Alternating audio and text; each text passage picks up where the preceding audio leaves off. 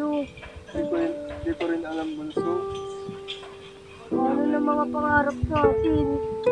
Gagawa na lang para siya, kuya, para makapag-aral ko ulit. Para paano pa? Huli ng lahat eh.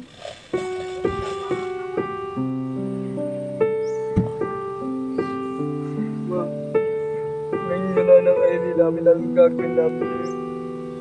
Bata pa po kami, pero iyon na lang po kami agad. Kuya, paano na si ate?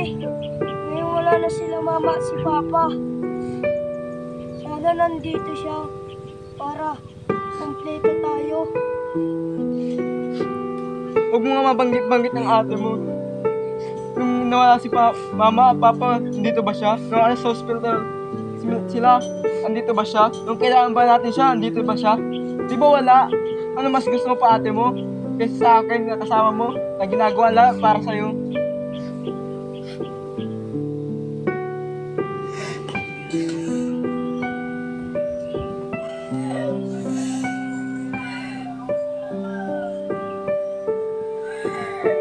Bunso, anong nangyari kay ate?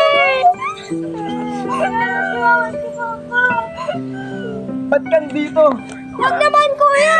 Among ganyan si ate! Sorry kuya, sinagawa ko na mali. Dumating ka pa nung nawala na si mama at papa. Kung kailangan ka, wala ka dito.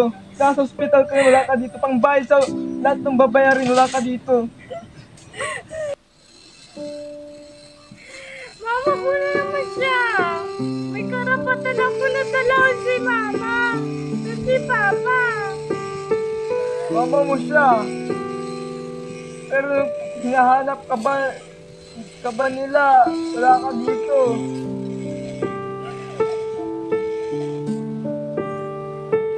Nasaan Tama ka? na kuya. Huwag na kayo mag-aaway.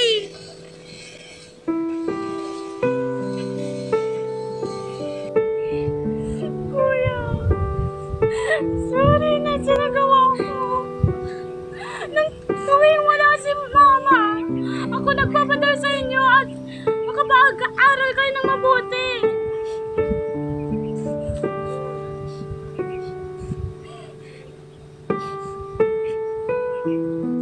Kaya pa sasabihin niya nung nawala na sila mama at papa. Nung nawala na sila mama at papa, ngayon ka rin dadating. Nung kailangan ka namin, wala ka rin. Tama na yun ate, kuya. Ang gusto lang naman ni mama, makakasama tayo at buo.